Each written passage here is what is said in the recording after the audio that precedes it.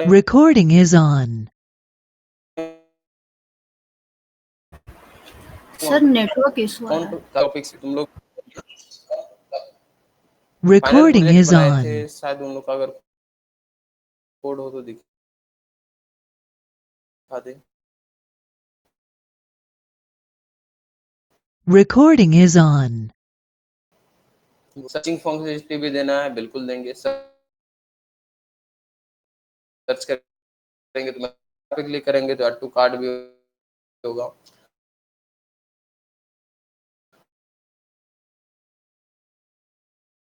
Add to card होने को देंगे तो वहां पे देना होगा। फिर जैसे ही प्लेस ऑर्डर पे क्लोगे हम वहीं पे छोड़ देते, बट लोग इसके आगे कर सकते हो, एड्रेस वाले सेक्शंस दे सकते हो, पेमेंट मोड वाले सेक्शंस। जब इसको कंप्लीट कर लोगे जो प्रोडक्ट्स वहां पे हम लोग अभी क्या करेंगे, एपीआई से फैच करेंगे, यानी तुम खुद देंगे यहाँ से उस प्रोडक्ट को। तुम क्या कर सकते इसमें से सेक्शन दे दोगे,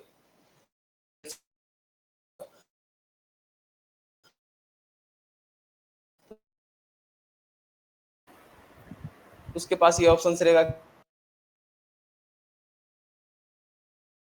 तो डेटाबेस में सेव होगा करने के लिए, वो सब काम कर सकते हैं।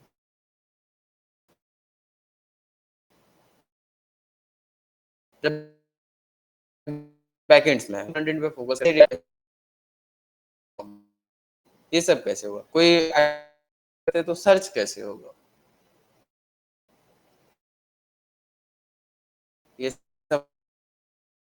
ये सब यहाँ पे करें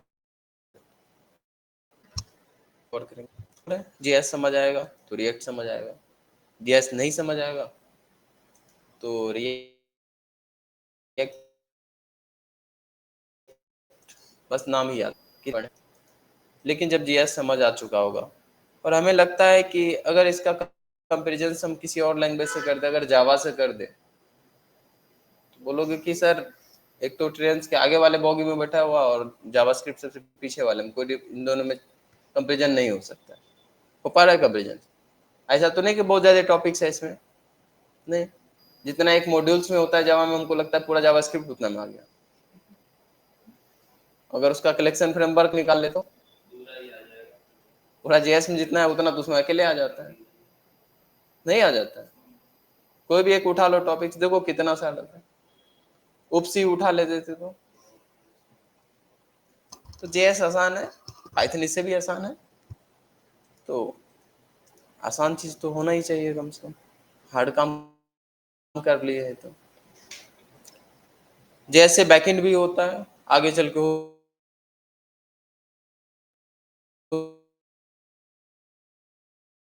सकता है कि जावा हार्ड लगे, जेएस ही होगा तो और आसान हो जाएगा, वो भी कर सकते हैं। चलो एक और प्रोजेक्ट चार्ट बनाते हैं।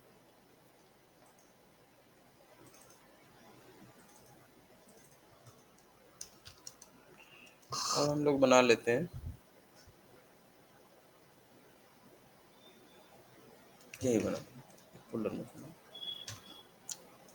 As code.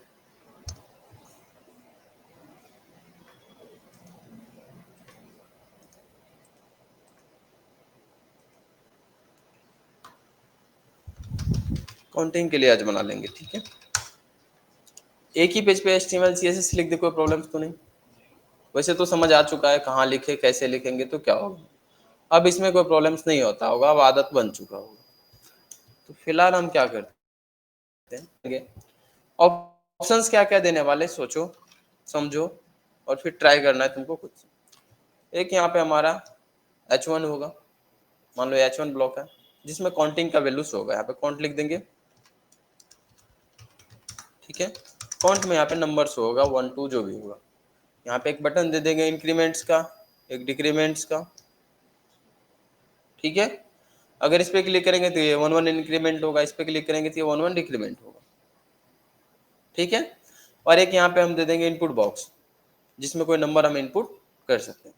दो बटन्स यहाँ पे दे देंगे, एक दे देंगे ऐड का, एक दे देंगे सब्ट्रैक्ट का, जब ऐड पे क्लिक करेंगे तो इसमें जो भी नंबर रहेगा वो ऐड हो जाएगा इसमें, और जब हम सब्ट्रैक्ट पे क्लिक करेंगे तो इसमें जो भी नंबर रहेगा वो सब्ट्रैक्ट हो जाएगा। ठीक है, काम समझ आ गया? छोटा सा प्रोजेक्ट है बट लॉजिक लगने वाला है। लॉजिक तो लगेगा, शायद कर भी सकते हो तुम लोग, जितना हम लोग पढ़े हैं उसमें कर सकते हैं। कर लोगे? करें हम अभी? कर लोगे तो रहने देते हैं, कर लेना। काम समझ आ गया? ट्राई करोगे कि हम करें अभी? बहुत आसान है। वेरिएबल्स एक कोई एलिमेंट्स ले लेंगे, h1 या कोई भी ले ली, काउंट लिख देंगे, उसके अंदर में मान लो कि स्पैम ले लिए, उसको चेंज भी तो करना है, तो उसमें ले लेंगे। और हम करेंगे क्या कि जैसे इस पे क्लिक करेंगे, ऑन क्लिक पे इसमें जो डेटा है उसमें एक प्लस कर दो, है नहीं? फिर जैसे इस पे क्लिक करेंगे तो एक घटा देना, डिक्रीमेंट्स कर देंगे, हो सकता है ना? फिर उसके बाद नेक्स्ट इसमें से नंबर हम क्या करेंगे, रिट्राइव कर लेंगे। रिट्राइव करने के बाद जो भी रहेगा इस पे क्लिक करने के बाद तो उसमें से नंबर उठा के इन दोनों को प्लस करके फिर इसी में शो कर देंगे। आता है ये शो करने। इसमें भी सेम नेगेटिव कर देंगे, हो जाएगा। तो ट्राई करना, फिर हम नहीं कर रहे हैं इसको, हम नेक्स्ट टॉपिक की तरफ। टाइम भी अच्छा खासा मिलने वाला, 3 दिन मिलेगा, हो ही जाएगा। नहीं होगा तो फिर मंडे को ये हम करेंगे।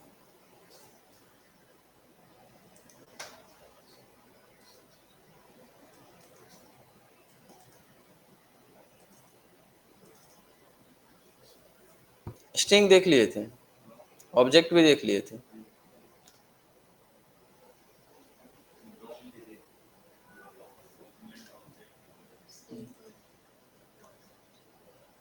थोड़ा सा उप्स देखने आएंगे। डोम में शायद हम खत्म कर दिए थे सब, एक एक करके देख लेना उस मेथड्स का क्या काम है। बाकी यूज करेंगे तो जैसा जैसा यूज होगा समझ तो आएगा। अब जब उल्टा ही शुरू किया तो पहले आप बॉम्ब देख लो। ब्राउज़र ऑब्जेक्ट मॉडल बहुत छोटा सा है। बताए थे हम कि जैसे हमारे पास पूरे HTML पेज के लिए एक ऑब्जेक्ट मिला था, किस नाम से? डॉक्यूमेंट के नाम से मिला था। ठीक ऐसे ही पूरे ब्राउज़र्स के लिए, जिस भी ब्राउज़र्स पे हम रन कर रहे होंगे उस ब्राउज़र्स के लिए एक ऑब्जेक्ट मिलेगा हमें विंडो नाम से। किस नाम से? विंडो नाम से। तो चाहे तो विंडो को प्रिंट करके देख सकते हैं क्या मिलेगा। ठीक है, इसको रन करो, चाहो तो प्रिंट करके देख सकते हैं। तो पूरे विंडो के इंफॉर्मेशन को रखा होगा, देखो क्या क्या प्रिंट किया होगा। एक मिनट, कर रखा है क्या? अब इसको ओपन करोगे तो बहुत सारी चीजें होगा कि विंडो में क्या है नहीं है, हमको धीरे धीरे जैसे समझ आएगा। पूरे विंडो के इंफॉर्मेशन को ही रखा होगा अपने पास, जैसे वो HTML के इंफॉर्मेशन को रखा हुआ था। तो विंडो से रिलेटेड अगर कोई है तो कर सकते, वो भी काम अगर करना चाहे तो कर सकते। वैसे कुछ अंदर की बातें बता रहे, ध्यान से सुनिए। जावास्क्रिप्ट में ऐसा हम समझ रहे थे कि कोई भी प्रोग्राम्स ऊपर से नीचे तक रन हो रहा था, ऐसा ही समझ रहे थे। नहीं, ऐसा नहीं होता, इंटरनली इसमें बहुत कुछ होता है। जैसे उसमें क्या होता था, जावा में मेन से शुरू होता है, सी में भी मेन से शुरू होता है, C+ में भी मेन से शुरू होता है। ठीक ऐसे ही क्या किया जाता है, एक क्लास बना यहाँ पे भी, उस क्लास के अंदर मेन सब कोड को लिखा गया, और जब इसको एग्जीक्यूट करना होगा तो हमारा उस क्लास का वो क्लास एग्जीक्यूट करने के लिए विंडो का स्कोप बनता है मैनेज करने के लिए।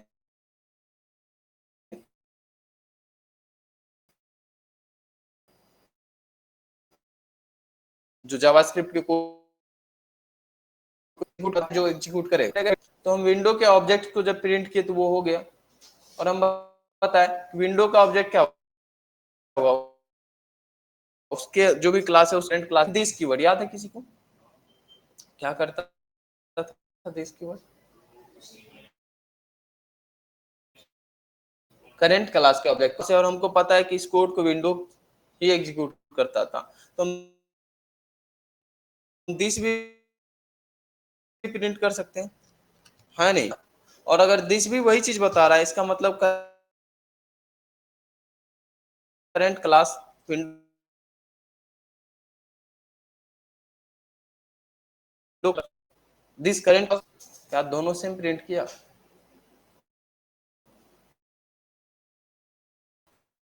अलग है।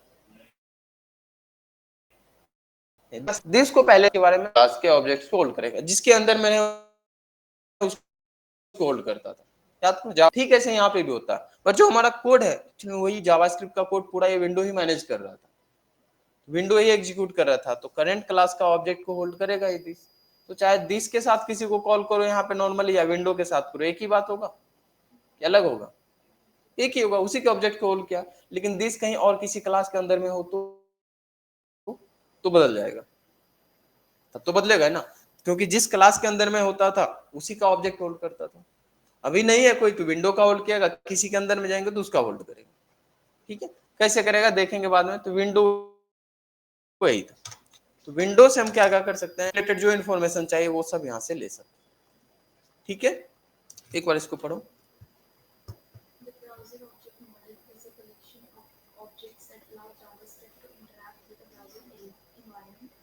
provides the necessary tool for web pages to interact with the browser window and the system running the browser. The default object of browser is window, means you can call all the functions of window by specifying default object. समझ आया? वही बात है यहाँ पे भी कि जो ब्राउजर्स का था उसका ऑब्जेक्ट हमको किस नाम से मिला है, विंडो के नाम से। और हम क्या कर सकते हैं,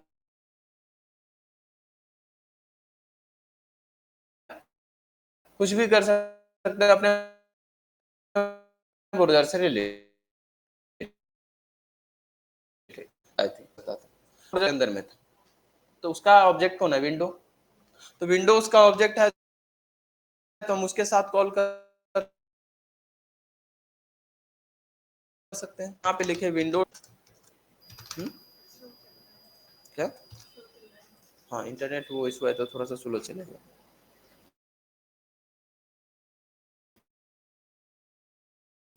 विंडो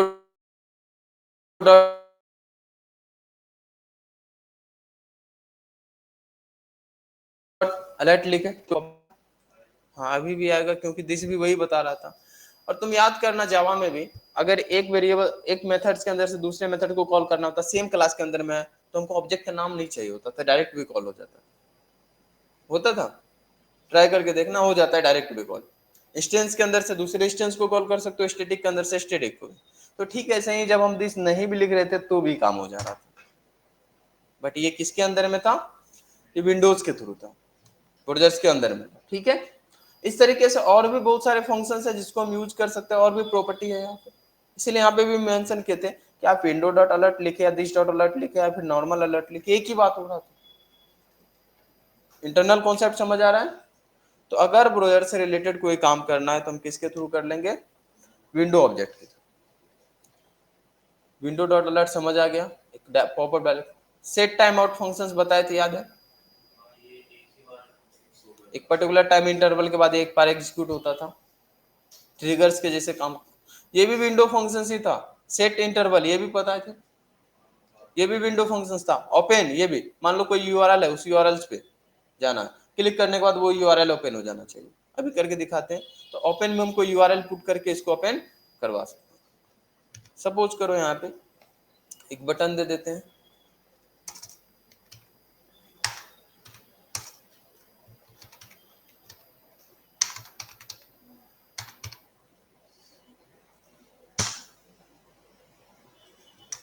ऑन क्लिक पे लगा लेना।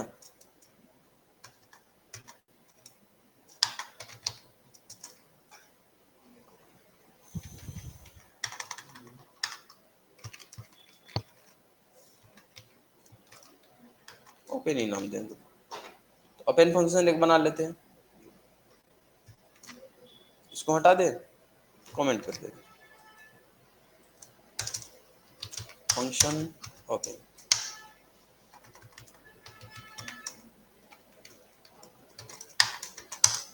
बन गया। हम क्या चाहते थे कि कोई एक लिंक हो हमारे पास, वो ओपन हो जाए। कोई एक लिंक ले लो, मान लो इंस्टाग्राम ही ले लो, हालांकि लॉगिन तो होगा नहीं, बट इसका लिंक लो, मान लो ये लिंक को ओपन करना। ठीक है, तो हम क्या कर सकते हैं, या तो विंडो यानी तो नॉर्मली ओपन को अगर हम कॉल कर ले और इसको उसका यूआरएल दे देते, इसको ओपन कर लेते,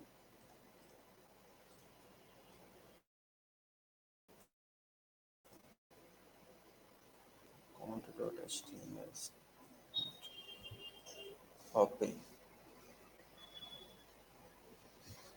आज स्ट्रिंग ही लेगा।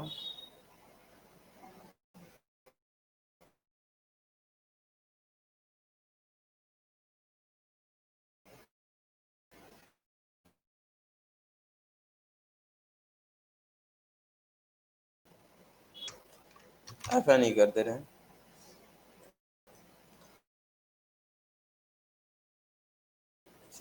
तब ने आपको ही कॉल करेगा ना।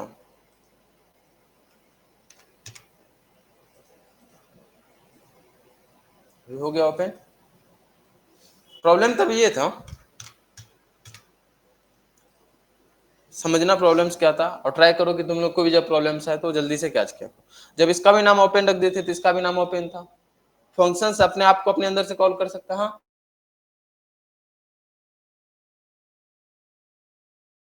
फंक्शन रिकर्जन पर टिप्पणी वो भी तो अलाउड होता है। तो इस वजह से ये क्या कर रहा था, खुद को ही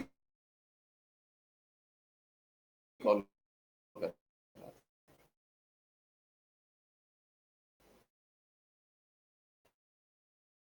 खुद को कॉल पे भी भेज सकते थे।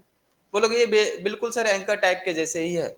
हाँ, एंकर टैग के जैसे है, लेकिन हम क्या चाहते हैं, जैसे फॉर्म सबमिट किए, फॉर्म सबमिट किए और सबमिट होने के बाद अगर सब चीज वेरीफाई हो गया और जेएस के अंदर से हम चाह रहे थे कि उस पे से अब चले जाओ उस पे फाइल पे, या रजिस्टर करने के बाद उस पे चले जाओ, तो ओपन बाद में करना पड़ेगा। एंकर टैग में तो वही क्लिक करो तुरंत पहुंचो, तो वहां एंकर टैग का यूज करेंगे। लेकिन अगर हमें यहाँ पे जरूरत है कि पर्टिकुलर, मान लो कि इसमें कुछ काम होता है उससे पहले, वो सब कर लेते, देन उसके बाद जाना उस पर, या पर्टिकुलर हम इफ एल्स में से कोई कंडीशन चेक कर लेते, ये हो तो जाना, तो वो सबको करने के लिए हमको जेएस में आना ही पड़ेगा ना। रिक्वायरमेंट हो सकता है और होगा तो वहां पे ओपन का यूज करें।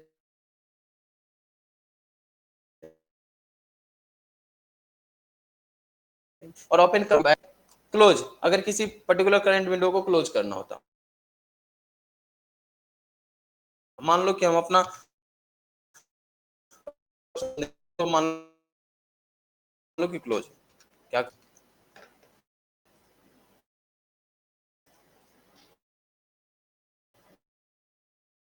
विंडो डॉट पर्टिकुलर को, अरे जो टैब था वो क्लोज हो गया, ध्यान से देखो, जरूरत पड़े क्लिक करो क्लोज हो जाए तो क्लोज हो जाएगा। या मान लो कि कुछ ऐसा एक्सेप्शन करोगे या कुछ ऐसा करोगे कि हम चाहते कि नहीं हमारा जो वेबसाइट है क्लोज हो जाए, यूज कर सकते हैं ऐसा, जरूरत पड़े तो कर सकते हैं, ऑप्शन है हमारे पास। क्लोज फंक्शन समझ आ गया है नहीं? ऐसे ही कंफर्म डायलॉग बॉक्स है, प्रॉम्प्ट भी है, दोनों डायलॉग बॉक्स ओपन करेगा। जैसे ये डायलॉग बॉक्स एक ओपन कर रहा था, अलर्ट में क्या हो रहा था, नॉर्मल मैसेज शो हो रहा था। चाहते हो कि कंफर्म, जैसे यस और नो का ऑप्शन देना चाहते थे, कंफर्म डायलॉग बॉक्स का यूज कर लेंगे यहाँ पे, इसी में यूज कर ले, विंडो डॉट कर ले रहे ताकि याद रहे तुमको। कंफर्म डायलॉग बॉक्स नॉर्मल भी करते तो हो जाता, जो मैसेज देना चाहते दे देते।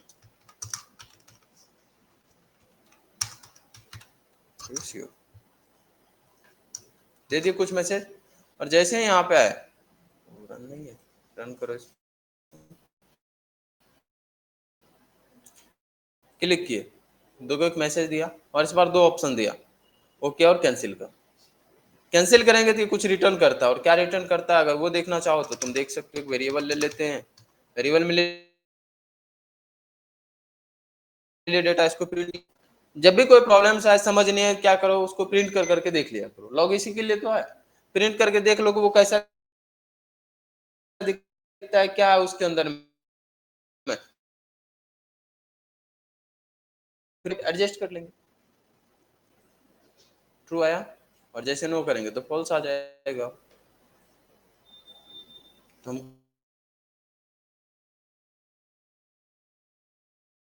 कर सकते हैं उसने क्या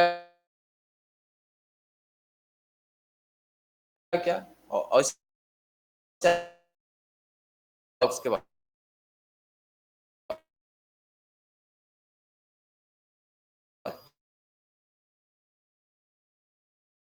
हम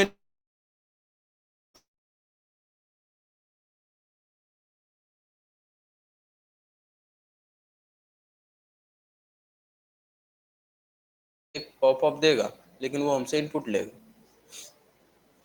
ऐसा भी देखोगे, पॉपअप से इनपुट ले लिए, अब जो भी इंटर करेंगे देखोगे तो कंसोल में वो प्रिंट कर दिया होगा। आ गया, यहाँ पे इनपुट दिए, आ रहा है, तो प्रॉम्प्ट का यूज करके हम इनपुट ले सकते हैं। ये विंडो कर रहा है सारा चीज, ये सब कौन कर रहा है? विंडो कर रहा है। तो विंडो का भी ऑब्जेक्ट, ये ब्राउजर्स का भी ऑब्जेक्ट मिलता है हमको किसके नाम से? विंडो के नाम से। तो थोड़ा सा यहाँ पे कहानी अलग लग रहा होगा, हम बोल रहे हैं ब्राउजर्स, वहां पे ब्राउजर्स ऑब्जेक्ट, डॉक्यूमेंट ऑब्जेक्ट था वो किसका था? HTML का। और जो ब्राउजर्स बोल रहे हैं तो ब्राउजर्स का ऑब्जेक्ट कौन है? विंडो। ऐसे ट्रीट करना कि मान लो कि ब्राउजर्स का क्लास है, उसका ऑब्जेक्ट है विंडो, और जो भी कोड लिख रहे हैं वो वहीं चले जाए, याद रहेगा। और अगर इन सब फंक्शंस को हमें यूज करना है तो कर सकते हैं, हाँ ही नहीं? कर लोगे? कब यूज करेंगे तुमको समझ आ जाएगा,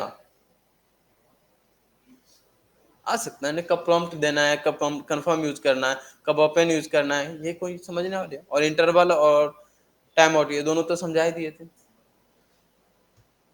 याद है? दोनों को फंक्शन चाहिए था। बॉम्ब भी समझ आ गया। अगर हम तुमसे पूछे कि बताओ डोम और बॉम्ब में क्या डिफरेंस है, तो क्या बताओगे? इंपॉर्टेंट क्वेश्चन होता है जावास्क्रिप्ट का। What is the difference between DOM and BOM? क्या है डिफरेंसेस? पहले बताओगे फुल फॉर्म दोनों का। फर्स्ट डिफरेंस तो यही होगा, बताओगे कि अगर हमें अपने HTML कंटेंट से रिलेटेड कोई भी चेंजेस करना होगा, कोई भी कुछ भी चीज करना होगा, तो हम डोम का यूज करते थे। और अपने ब्राउजर से रिलेटेड कोई भी काम करनी होगी, ब्राउजर्स के कुछ फंक्शंस को यूज करना होगा, तो किसका यूज करेंगे? बॉम्ब का। ब्राउजर्स को कस्टमाइज करना होगा, जो भी करना होगा, तो ब्राउजर्स के लिए विंडो ऑब्जेक्ट है हमारे पास, उसके थ्रू।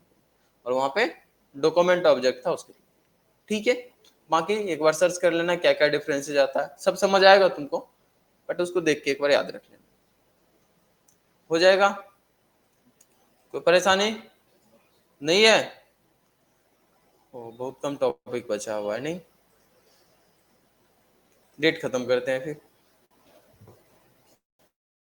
डेट,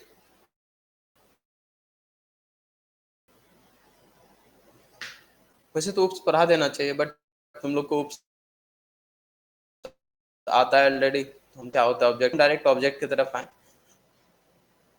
डेट नाम से क्लास ऑलरेडी यहाँ पे भी है, वहां पे भी था। और ऑब्जेक्ट कैसे क्रिएट करते हैं? यहाँ पे भी न्यू कीवर्ड के थ्रू करते हैं, ठीक है। वहां पे भी न्यू कीवर्ड के थ्रू ही करते थे। तो न्यू डेट का एक ऑब्जेक्ट क्रिएट कर ले, ऐसे ही करते थे ना। और इसको प्रिंट करके देखो, तो डेट एक रिटर्न करेगा, डेट का ऑब्जेक्ट।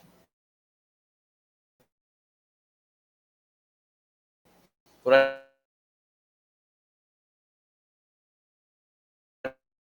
डेट रिटर्न कर दिया। वेरिएबल बना लेने के इसमें डेट रखेंगे, चलेगा। और अगर हम न्यू डेट के थ्रू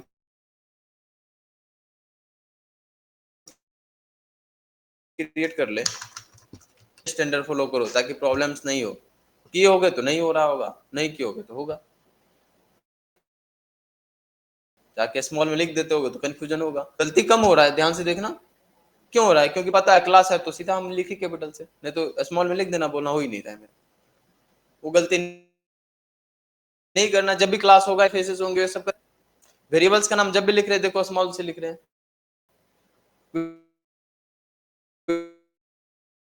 विंडो ऑब्जेक्ट था हम होगा।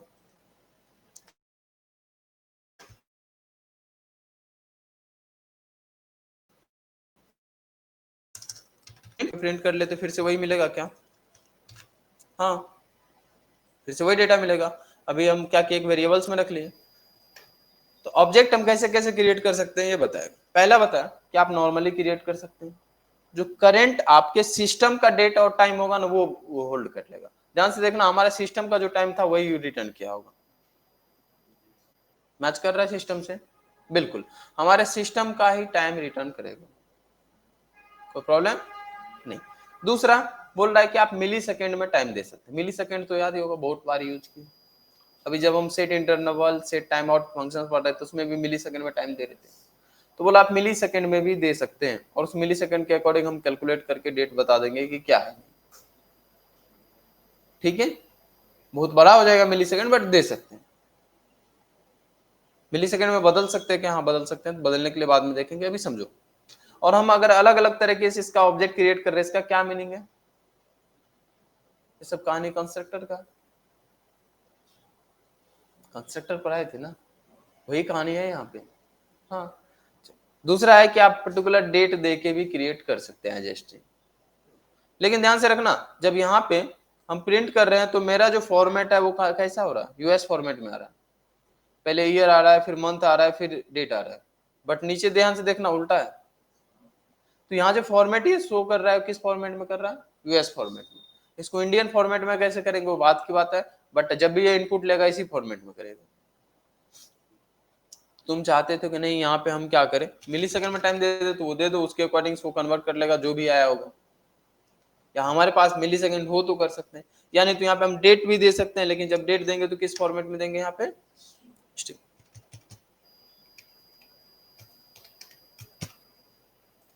इसी को प्रिंट करेगा, दे दिया। ठीक है, तीनों समझ गए। चौथा भी देख लो, बोला कि आप जब डेट दे रहे थे तो आप अलग अलग भी दे सकते हैं, किस फॉर्मेट में? तो ईयर दे सकते हैं, मंथ और डे, ये तो उसका था। टाइम में आवर, मिनट्स और सेकेंड, इस तरीके से दे सकते हैं। ठीक है, उसके बाद मिली सेकेंड। तो अगर इस तरीके से भी देना चाहे आप कॉमा देके तो दे सकते हैं। चारों तरीके से आप ऑब्जेक्ट क्रिएट कर सकते हैं, और चारों तरीके से ऑब्जेक्ट क्रिएट कीजिएगा तो आपको डेट ही मिलेगा। और शायद हमको लगता है कि सबसे ज्यादा तुम पसंद करोगे फर्स्ट वाले या फिर सेकंड, उसके बाद तो नहीं है। नहीं, क्या यूज है? अभी देखो ना नीचे इतना सारा मेथड है, इसके अंदर में यूज तो होगा ही। अगर डेट कहीं पे शो करना होगा, जैसे देखते रहते हो किसी वेबसाइट्स पे टाइम चलते रहता है, तो डेट टाइम शो करोगे तो टाइम तो शो करोगे, डेट टाइम शो करोगे। शॉपिंग वेबसाइट्स पे भी टाइमर सेट करेगा। हाँ, तो वो सब टाइमिंग्स चलाओगे नहीं यहाँ से, तो टाइमिंग्स कैसे चलाएंगे? यहीं से तो चलाएंगे सारे, जितने भी डिजिटल वॉच बनाएंगे इसी से बनाएंगे। डिजिटल वॉच डेट से ही बनेगा। तो अब डेट का ऑब्जेक्ट मिल जाएगा, मिल चुका है। Get date, particular date return करेगा। ठीक है, चलो एक एक करके देखते हैं। एक ही बार रन करेंगे तो हम बस अभी करते जा रहे हैं। गेट डेट, डेट रिटर्न किया, गेट पे कॉल करो, डे रिटर्न करेगा। अच्छा, डे रिटर्न करेगा तो डे में क्या होता है? डेट में तो डेट रिटर्न किया, और डे में थोड़ा सा प्रॉब्लम हो सकता है। गेट डे में क्या करेगा? वो 0 to 6 रिटर्न करता है। ठीक है, तो अगर तुमको बढ़ाना है तो एक प्लस करके बढ़ा सकते हो, अगर 1 से काउंटिंग करनी है तो, अदरवाइज 0 से 6। Get full years, year return कर देगा।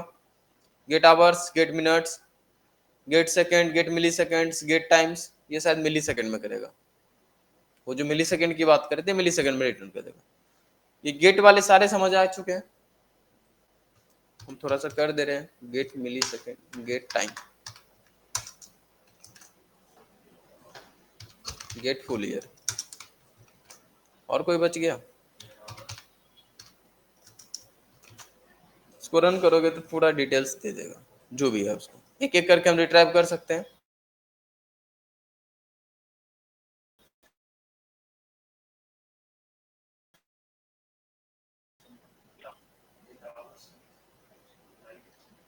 अच्छा, ये टाइम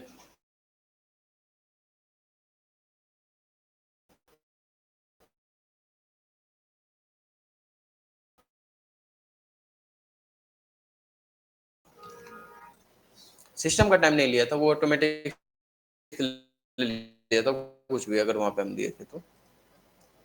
ठीक है,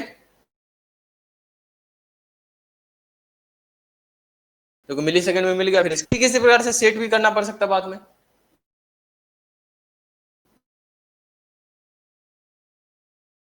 सेट डेट, सेट डेट को टू स्ट्रिंग में कन्वर्ट करोगे तो क्या होगा? रिटर्न टाइप स्ट्रिंग हो जाएगा, वो स्ट्रिंग में कन्वर्ट हो जाएगा। ठीक है, एक आईएसओ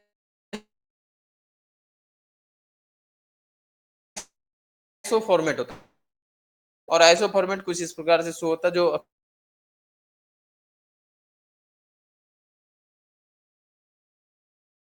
अक्सर हमको नॉर्मली भी शो जैसे इसी में था डिजिटल वॉच बनाना।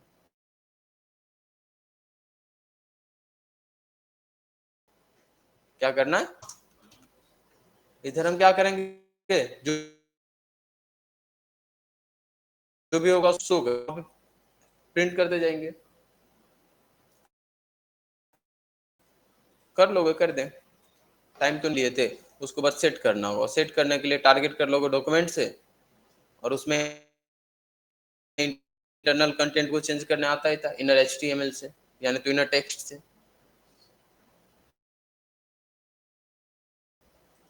कि सिर्फ बदलना है, हो जाएगा।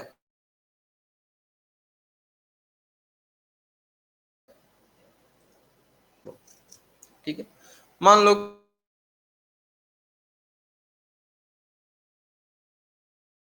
कि हमको क्या करना है, H1 टैग लिया, सेकंड सेट कर रहे हैं। ठीक है, ऐसे लिखेंगे नहीं, यहाँ पे जो हम देंगे तो कॉलन कॉलन करके दे देंगे। आवर्स चलता है, मिनट सेकंड सब चलते रहता है, तो हम अलग अलग स्पैन टैग करके यूज कर लेते। ये मान लो कि हमारा सेकंड का दे दिए, क्योंकि सेकंड अभी चेंज होगा तो सेकंड्स का देना।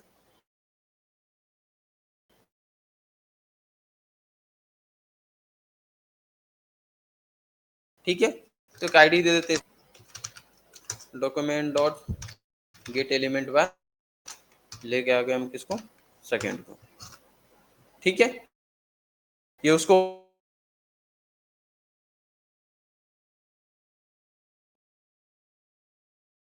होल्ड कर लिया, डायरेक्ट एक ही लाइन आ रहा है 1, क्योंकि 1 दे दिया। समझ आ रहा है नहीं, थोड़ा शॉर्ट फॉर्म किया। इक्वल टू में लिखना क्या था हमको, डेट चाहिए, उसमें से सेकंड चाहिए, न्यू, और यहाँ पे क्या कर देते हैं, डेट। मिल गया डेट। इसमें से क्या चाहिए, गेट सेकंड, लेके आ जाएगा सेकंड, है नहीं, बिल्कुल आ जाएगा। देखो सेकंड आ गया, रिफ्रेश जैसे ही कर रहे हो जा रहा है। बोलोगे सर रिफ्रेश करने पे आप करेगा, ऐसे नहीं, ये ऑटोमेटिक होना चाहिए था, ऑटोमेटिक होने चाहिए था। कैसे करें, थोड़ा सोचो फिर बताते हैं। ये कोड हमेशा इसका मतलब रिफ्रेश हो जाना चाहिए हर एक सेकंड पे, और तुमको ये करने आता है। कैसे, सेट इंटरवल, याद आया कुछ, हर एक सेकंड पे मूव करवा दिए थे इसको, हर एक सेकंड पे टाइम वहां से गेट करो, वहां पे एक्सेस करते जाओ। तो इसको दे देते थे एक फंक्शन, नहीं, और फंक्शंस में काम इसको यही करना है। और दूसरा क्या होता था, टाइम, 1000 मिली सेकेंड बराबर 1 सेकेंड।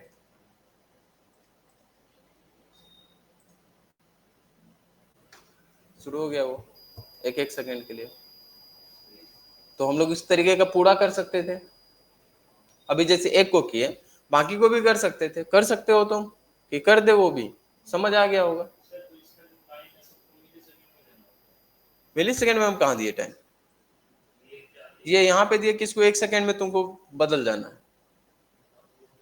हर एक सेकंड पे ये कोड एग्जीक्यूट होगा ना, तो हर एक सेकंड पे जा रहा है डॉक्यूमेंट्स में, एलिमेंट्स को टारगेट करके उसमें नया डेटा ऐड कर दे रहे हैं, नया डेटा करंट टाइम से ऐड कर रहा है, जो करंट टाइम यहाँ पे बदल रहा है वही बदलेगा। देखो इसको देखो 60 पे जाएगा तो इधर बदल जाएगा। तो डिजिटल वॉच चलते रहता है ना, टाइमिंग हमारा इस तरीके से चला सकते हैं कि करंट टाइम्स के अकॉर्डिंग होगा, यहाँ पे बदलेगा वहां पे बदलेगा। डिजिटल वॉच बना के लाना, 2 काम दिए हैं तुमको, डिजिटल वॉच डेट का यूज करके, और भी तरीके होते हैं उसको बनाने का, बट तुम जो बनाओगे किसके थ्रू, डेट के थ्रू। तो डेट के थ्रू डिजिटल वॉच, और एक काउंट का बताए थे। काउंट में भी अब चैट जीपीटी नहीं कर लेना, क्योंकि काउंट में चैट जीपीटी करोगे तो सिर्फ इंक्रीमेंट डिक्रीमेंट बताएगा। हम यहाँ पे 4 ऑप्शंस दिए हैं, वो चारों करना। देखो यहाँ पे मिनट बदल जाएगा, वो बदलेगा, तो क्योंकि इसी के अकॉर्डिंग से वो चल रहा है। बदला, ठीक है, रिकॉर्डिंग बंद कर लो।